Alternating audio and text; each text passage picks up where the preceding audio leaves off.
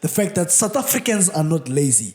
Guys, South Africans are not lazy people. How's it going, everyone? It's Mavimbela here. I'm back again. You know, we speak entrepreneurship and entrepreneurs' mindset on this channel. So do make sure that you hit the like button, you subscribe to the channel. If you enjoy the channel, you can support the channel just like that. Watching the whole video, liking the video and sharing it with your friends. And if you are not subscribed, you can just subscribe. That's one of the best ways to support the channel. I'll speak about other ways, but I want to get into today's video because this is a very important one. And apologies in advance if I get a little bit animated because I am very passionate about the topics that I have prepared for today. Okay, so the first thing that I want to talk about is the fact that laziness should be classified as a mental illness. If you see me looking here, I'm looking at my computer. Like I said in my last video, I now have a computer. Yeah, so I truly believe that laziness should be classified as a mental illness. Because the thing about laziness, you can find it as a character trait or as something that exists in people who are more than capable to do some work. You can find it in people who are fit enough to do whatever kind of work that they may talk about wanting to do. And for some odd reason, they find a way to not do the work. So with laziness, I think I want to put procrastination in the same group as well, that they should be classified as a mental illness. And I don't think that they are. And if it was possible for me, one man, one person, I would lobby, work on ensuring that it is classified as a mental illness. Let me sit a bit more comfortable. Okay. Yeah. I want to lean back here and there. All right. There we go. Man, this is so cool. I mean, this contraption here, the arm with the microphone. But anyway, laziness should be classified as a mental illness because a lot of the times when I think about myself back when I would intentionally be lazy, sometimes unintentionally be lazy, there would be nothing really stopping me from doing what I had to do at that time. So let's say, for example, I needed to pay rent at the end of the month. And as much as I know that it is very urgent for me to have money so that I can pay my rent, because if I don't pay my rent, I'll get kicked out of my place, right? And I would still find it in me to just chill in bed and not wake up, go do some work. I'm a tattoo artist for a living, and obviously I'm doing other businesses, you know what I'm saying? The YouTube itself. And I would still not get up to go try getting clients for tattoos. If there are no tattoo clients, make a video. If there are no content ideas, sell some products that I have.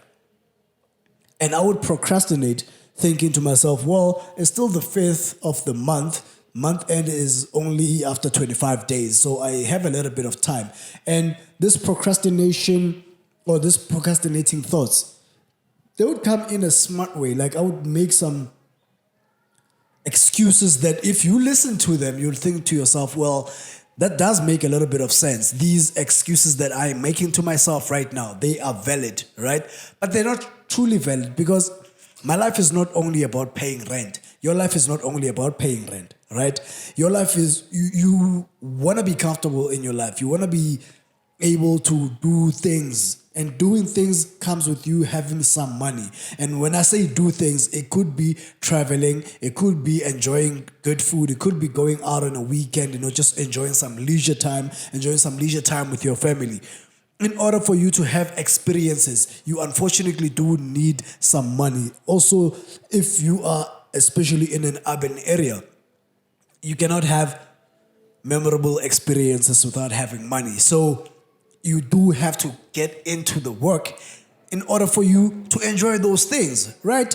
It's not about just paying bills. Life is not about that. If that's the only way you are living, then you find in a certain period of time, you are no longer fulfilled because it is really not that nice. I've lived this life for a very long time and I somewhat still do live that life right now because as I am in my studio right now, this is actually a very big space. If you see me in a small corner, it's a big space. I have to pay rent for the studio. I have to pay rent for where I stay. And then I have to pay other bills. I have to take care of my baby. Luckily, I have help with my baby, which is her mother, right? And my other family members. But if I were just living without being able to spend a little bit of time with my daughter and enjoy that time with her, because I am being lazy, not being able to make money, then it wouldn't be good time for me spending with her. Like, she will enjoy my company, but I won't be in a good mind state at that moment, because I know how much money I need to be making right now, and don't have that money because I was lazy or I was procrastinating. So I truly believe that procrastination and laziness should be classified as a mental illness. It's just my opinion. It's extreme, I know, but it really should be classified as that. And the solutions to it obviously are not medication. This is not a thing that needs medicine, because if I'm a pharmacist or I'm in big pharma, I want to make money. The moment laziness is classified as a mental illness, I will create medication for that. That medication will probably make you super energetic. That medication could be just coffee and a prep talk, right? So that's just what I think, right? And this talking about laziness thing segues into me talking about the fact that South Africans are not lazy. Guys, South Africans are not lazy people. And I'm not sure if I do have any video in the past where I spoke about South Africans and them not doing work and stuff like that, and if I have spoken about them being lazy. Do you see that I am talking about the fact that laziness should be classified as a mental illness, and then a segue into the fact that South Africans are not lazy? It's because the majority of South Africans are actually not lazy. There are people out there who are lazy, who are very capable, who are very intelligent, and they just choose not to do things. But for the most part, in my experience, I've learned that South Africans are not lazy. And I used to believe this wholeheartedly. I used to even have a certain kind of resentment towards fellow South Africans, because I felt that they are lazy, because there are so many things that they could be doing out there that they are not doing. And then as I grew a bit more into maturity and thinking about these things, I started realizing that I always think to myself, and many other people think to themselves, that South Africans are very lazy because let's, for example, say other Africans come here to South Africa, and then when they get here, they start a business, right? And that business is not that fancy, is not that glamorous at all. In fact, it is kind of dirty. And they do that business and they make money in that business. And then once they make money in that business, they are successful. They'll look at themselves and think, I am very active, I am proactive, I am not a lazy person. South Africans didn't start this business. There were so many opportunities for many people to start the same kind of business that I started, but they did not. So South Africans must clearly be lazy. But that is not the truth. South Africans are not lazy. I believe that South Africans are prideful. Not lazy, prideful. South Africans have too much pride for their own good. And it is quite annoying to me. It does infuriate me a little bit, because we have a thing, or let me just say a quote that says, Abantu bazothini. What Abantu bazothini directly translates to in English is, what will people say? Meaning, what will people say about me when I do this certain kind of job, when I do this certain kind of business, when they see me as a garden boy? What are people going to say about me when they see me selling spices at a street corner for 5 rand? What are people going to say about me when they see me selling things that, like, let's say Millie, and I'm walking around in my neighborhood trying to sell vegetables or something like that? People are going to look at me as if I'm a foreigner. Or they're going to look at me the same way they look at foreigners. That is the pride in the South African. That is the pride in the South African mind. They will literally look at you as another South African, or even just a foreigner, or let's say as another South African. They will look at you selling vegetables at a corner, or if you are one of those people who push a trolley around the neighborhood, they will literally look at you and think, this guy, he's acting like a Malawian. He's acting like a guy from Mozambique. Stupid. Like, of course I'm acting like a Malawian. Of course I'm acting like a Mozambican, because I am aware that these people make money with these businesses. So I put my pride aside and I chase what I need to chase. And to chase what I need to chase is to put food on my table. I need to feed myself. I need to feed my family. These same people that are looking at me, laughing at me, whether directly or indirectly, behind my back or in front of me, they're not with me when the doors are closed, I'm at home, I've got no food on my plate, I've got nothing to cook. They are definitely not with me. And if I were to go to these people to ask for something, they are not going to offer me anything. Okay? So I have to put my pride aside and ensure that I am hustling. Getting a little bit of money to feed myself, as little as it may be. It doesn't matter how little that money is. If that money makes a bit of a difference in the finances that I am making, then it doesn't matter how I make that money. And the problem is that a lot of South Africans are always waiting for miracles or they're looking for handouts. And that is the problem. But let's say I am someone that is hustling. I do get some handout from the government because this government tries to, has already made South Africa a welfare state. Let's say I'm getting that handout from the government. And with that handout, on the side, I'm also doing something that adds on to that handout. If I'm getting 500 Rand, in just an example, I'm not sure how much people get for grant. I know there's the 350 SRD, right? And not many people not everyone gets that money. But let's say I was getting 350 SRD and I had a side hustle that made me 100 Rand or 200 Rand a week. If it makes me 100 Rand a week, that's 400 Rand over a month. If it makes me 200 Rand, that's, if my math is correct, that's 800 Rand over a month. 800 Rand plus 350, that's already 1,150. That is 800 Rand more money than you, the person that receives the 350 from the government, and you do nothing but just spend that 350 and depend on that 350. I am making more money than you. It doesn't matter how you look at it. It doesn't matter how you ridicule me. It doesn't matter if you are in a little bit of debt so you can afford yourself with your debt a nice pair of sneakers, and I don't have those nice pair of sneakers because I've got more important things that I want to spend my money on. It doesn't matter what I look like and what you look like. What matters is who is more fulfilled. I think I would be more fulfilled if I'm able to pay more of my own bills. I'd be more fulfilled than you if I am able to feed my family more than you can. So for someone to judge the next person because they are hustling and they think that it's beneath them, that is the pride of the South African. South Africans are definitely not lazy. So if you are one of those people, and I want to speak to my African brothers from outside of South Africa who truly believe that South Africans are lazy. South Africans are not lazy. You will be correct if you were to say that South Africans are prideful. But lazy, that is definitely not what they are. I can attest to that because I've witnessed South Africans doing some hard labor jobs when the desperation really, really hits them and they realize that they've got no choice anymore. The lengths that South Africans are willing to go are simply amazing, man. They are incredible. So, to that, I could clap for them because, South Africans are really great people as well. I'm a great person myself. I'm South African.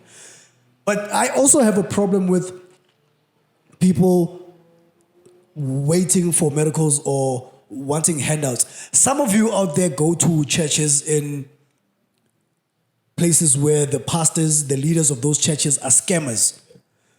People like Boshiri and I think Omotoso or Lukao or something like that, Abomboro, like people like that, they don't get so powerful, they don't get so famous and become such wealthy leaders without people who are gullible enough to think that if I follow this pastor, my life will be better. If I give this pastor my life earnings, my life savings, they will come back tenfold. A lot of you are looking for handouts. A lot of you are looking for miracles. You go to these churches looking for miracles. You looking for miracles by falling for scams that are quick, get rich quick schemes. They tell you, give me 1,000 Rand, it will come back as 20,000 Rand after a week. How? How the fuck is 1,000 Rand going to become 2,000 Rand? Let me just say 2,000 Rand because 20,000 Rand is a stretch. If you can see that 1,000 Rand can't automatically on its own become 20,000 Rand, you're stupid. You're fucking stupid. And I don't care if you are offended by what I'm saying right now. You are stupid, not just gullible. Unfortunately, somebody has to say it because not enough people are saying it to y'all. But tell me, how is 1,000 Rand going to become 2,000 Rand without you putting in any work? It doesn't matter if you think that I am a trader and if you give me 1,000 Rand, I will trade your 1,000 Rand to make you 2,000 Rand. No, that's not going to happen. Somebody has to put in the work for the money to double itself, even if you are trading. And trading is not automatic. It's somewhat, in my own opinion, a form of glorified gambling. And I say this because I know how to actually trade. I know how to trade. I've made a little bit of money in trading. And I opened some demo accounts and blew the demo accounts. Opened another demo account when it's on 5,000 Rand, brought it back into profit. Although this is demo money, it is trading. I see what I need to do. And what I realized what I needed to do is do a lot of work for over weeks. So it's work. It's work at the end of the day that somebody has to do. So if you give me 1,000 Rand, it's not going to become 2,000 Rand without work being put in. If you give me 1,000 Rand, the only way that I am giving you 2,000 Rand back is if I have another stupid guy out there who is as stupid and as gullible as you to give me his 1,000 Rand or her 1,000 Rand so that I can give you 2,000 Rand and then you are convinced that, oh, if you keep giving me a lot of money, you're going to get more money. So you give me more than 2,000 Rand. The 2,000 Rand that I gave you, you go into your savings and just pull all your money out and give it to me. And then I look rich. I look rich to the second or third person because I'm taking your stupid's money, making myself look rich, making myself look wealthy. I'm very flamboyant. You further believe me in the fact that what I do, the system, whatever system that I have to get wealthy is working for me and it's going to work for you and it's going to work for other people. I have other people who are bad actors that I probably pay. Especially if I'm a pastor, I've got people that I pay to ensure that we have some miracles that look amazing out of this world and you are going to believe me. On top of you looking for miracles, on top of, when I say you, I'm not talking to all of you. There's the people who fall for the miracles, the people who have fallen for the miracles have probably clicked off the video by now. But if you are still watching this video at this moment, and if you have even been that person who might have fallen for the said get rich quick scheme where they double your money in no time, if you are one of those people and you're still watching, congratulations. It means that you are now trying to change your life. But the another thing that I want to say to you is that stop expecting handouts. I know that a bulk of my viewers, especially the South African viewers, are getting grants or want to get grants or want to get some form of money from somewhere, probably without even working for it, because maybe there is no employment, but you could start a business. This is an entrepreneurship channel. I have many business ideas on this video. I have many business ideas on this channel. You can go and watch these videos, okay? Looking for handouts, depending on the government, is very crippling. It's crippling because when they give you that little bit of money and you see that you can buy maize meal and maybe some canned food that can keep you going for 2 weeks, and that other 2 weeks you are living on probably dead because you had to approach a loan shark to give you money. It cripples you from thinking outside of the box. It cripples you from being able to make your own money. It cripples you from being able to actually do the right thing and hustle for yourself. Depending on the government is highly, highly crippling. It's very crippling. Before I continue, guys, excuse the noise. Schoon washing powder. And this is my brand. The blend is my own blend. I package this with my own hands. I brand this with my own hands. I don't print it. I get a friend to print it. The packaging is affordable. Everything about this product is affordable. It's high quality. It's low foam though. It's only 32 Rand when you buy it straight from me, or if you're going to find it one day at a tuck shop near you. If you want to support the channel, this is one of the best. Another good way for you to do it is to buy this soap. If you buy it online through me, then the shipping is going to add on to the cost. But if you would rather support the channel and get something tangible in return, this is it. but also I believe that I do give a little bit something that's tangible in return in the form of the content in this channel. I have over 150 very available videos on this channel, so you can go check these out, check those out. So you can support the channel. Remember, I said you can like the video, you can subscribe and share with a friend, watch until the end, and hopefully you are still watching. That's a way to support. Buy this product, that's a way to support. If you want to give me a little bit of money, I wouldn't say no to that, so I'm definitely going to leave some details in the description. Heck yeah. And let me just continue. Depending on the government is very crippling, guys. If you look at I'm going to specifically focus on Africans in this video because I'm aware that most of my viewers are black people. They are Africans. I know there's a bit of Indians. I know there's a bit of Arabs. And when I say Indians, I mean people straight up from India. And I appreciate you guys. If you're still watching, that's amazing. But if I'm going to talk specifically to my African people and my South African people, South Africans, if you interact with other African immigrants here in South Africa, you will realize these people know that they cannot depend on our government. They cannot depend on their own government. Come on, they cannot depend on their own government, let alone ours. They wouldn't want to depend on our government because they know that they can't. So with them understanding that they can't depend on our government, when they get here to South Africa, when they have to do some work, they do the work.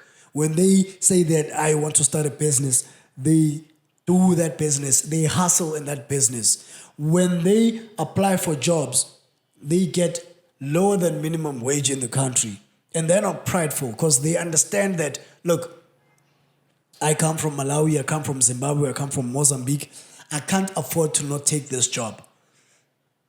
I am going to take this job that pays me 2,500 Rand when the minimum wage of the country is 3,500 because this company wants to spend less on an employee. I am going to work for this company for 2,500 Rand and hopefully have other means of income outside of this job. There's a helicopter passing here. Hopefully it's not too loud for you. But anyway, they are going to take this job for 2,500 Rand and they are going to stay in an apartment or in a room with 3 or 4 other people from their own country, probably their own family as well, share rent, pay as very little as they can, buy products that are as cheap or as affordable as they can buy them, buy products as affordable as Schoon for 32 Rand instead of buying a more known brand, a bigger brand for 45 Rand when it's a 1 kg. Because they understand that they have to live very below their means to save up as much as they can so that they can pay for their brother, sister, wife, or whomever that is in their home country to come to South Africa so that they can keep on building. They understand that if my brother comes from Mozambique or comes from Malawi and we are living together here in South Africa, now there's 2 incomes. A two income household makes more money than a 1 income household in the working class. We know this. There are exceptions, but we know that 2 incomes are better than 1. Now they understand that if there's 2 people, even though there's 2 mouths to feed, they are able to live so below their means. It's not that significant how much they have to feed themselves and how much they have to feed each other. Eventually, there's 5 of them. Eventually, there's 6 of them. From a job, you find this guy saying that, one of them has quit that job that you have too much pride to get as a South African because you want too much money for the company to pay you. And I'm going to talk about the companies that pay the immigrants because they want to pay less. I'm going to talk about that. Just hold on. Let me get my thought out there. They would have saved so much money that one of them can afford to quit that job to start a business. They could be selling in the street. They could be having a bakkie and helping people move. Whatever it may be, but the money will be more significant. Eventually, everyone in their family makes money. Eventually, is getting more money. And eventually, they are richer than you in South Africa. And then you, as a South African, will get angry that, these foreigners are taking our jobs. How are they taking your jobs if you don't want to take those jobs because they're not paying enough? They're not taking your jobs, excuse me. They're not taking your jobs. They are taking the jobs you don't want. They're taking the jobs you don't want. Because when these people are not working in those jobs that you don't want, you're not applying for those jobs. Or when you do apply for those jobs, you quit very early because, bebang patali enough. Bebang patali malingan. They were paying you too little, right? So they're not really taking your jobs. They're taking the jobs you don't want. And when you see them doing businesses in the streets, you have no right to get angry because you have a way to compete. You are living in South Africa, which is the capital state. It's a capitalist state. We're not communist here, at least not yet, as long as we don't put like people like the EFF in power. You can compete on the free market here in South Africa. It's not that free, but you can compete. So why do you hate them? Why do you complain about them? When you're not doing something about it, and when you think of doing something about it, you want to become violent. That doesn't work. Excuse me.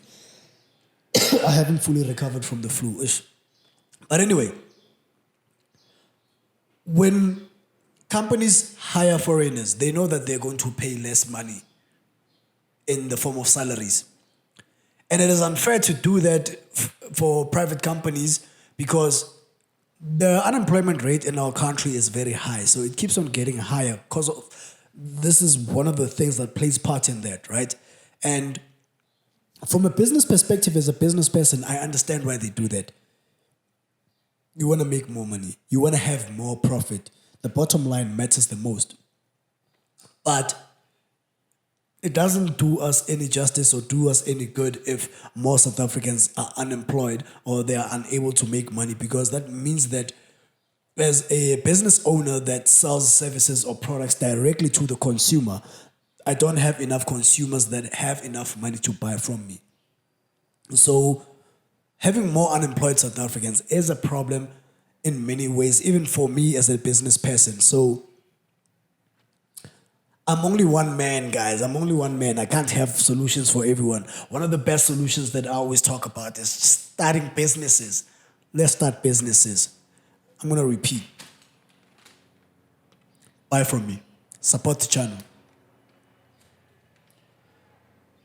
I will see you in the next one, guys. I am done. I love you very much. Peace.